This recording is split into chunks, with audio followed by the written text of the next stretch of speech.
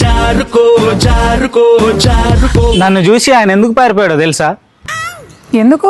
కర్మ కొద్దీ నేను ఆయన కొడుకుని కాబట్టి. సేమ్ పండు కోతి లెక్కనున్నావురా. చైన్ స్నాచర్ లో ఉన్నావు. నువ్వు ఆయన కొడుకువా? నేను మా అమ్మ పోలికలే. మీ అమ్మ కూడా దొంగనా? మేడం, మేం కాదు దొంగలం, ఆయనే పెద్ద దొంగ. అవును, ప్రేమ దొంగ, ప్రేమ దొంగ.